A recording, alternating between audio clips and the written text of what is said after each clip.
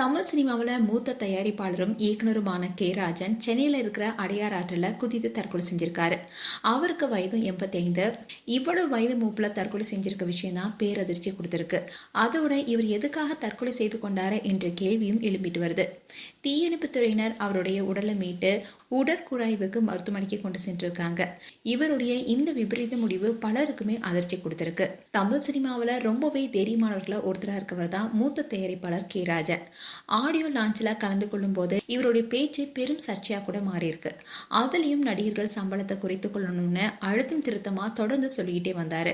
இப்படி இருக்க சொல்ல இவருடைய தற்கொலை விஷயம் தான் பலருக்குமே அதிர்ச்சி கொடுத்திருக்கு.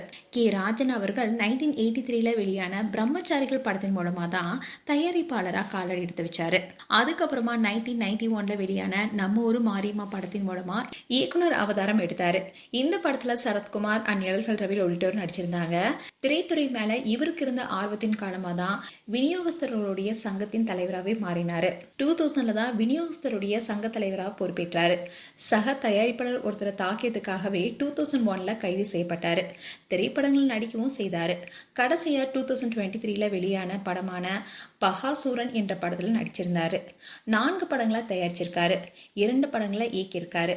எழுத்தாளரா 2 படங்களை பணியாற்றியிருக்காரு.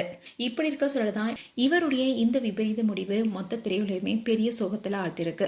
வாழ்க்கையுடைய தற்காலிக பிரச்சனைகளுக்கு தற்கொலை எப்போதுமே தீர்வாகாது. அதை நம்ம நேசிப்பவங்களுக்கு ஆறாத வடுகளாவே மாறும். மனப்பாரம் அதிகமாகும் போது தகுந்த நபர்கிட்ட பேசி பகிர்வதே புத்திசாலித்தனம். துணிவோடு எதிர்கொண்டா எந்த சவாலையுமே வெல்லலாம். மேலும் தயாரிப்பாளர் கே ராஜன் குடும்பத்திற்கு எங்களுடைய ஆழ்ந்த இரங்கலை தெரிவிச்சுக்கிறோம். உங்களுடைய கருத்துக்களை கமெண்ட் செக்ஷன் சொல்லுங்க. இது போன்ற வீடியோஸை பார்க்க நியூஸ் தமிழ் கிட்ஸ் சேனலை சப்ஸ்கிரைப் பண்ணுங்க. மறக்காம நோட்டிபிகேஷன் பட்டனை கிளிக் பண்ணுங்க.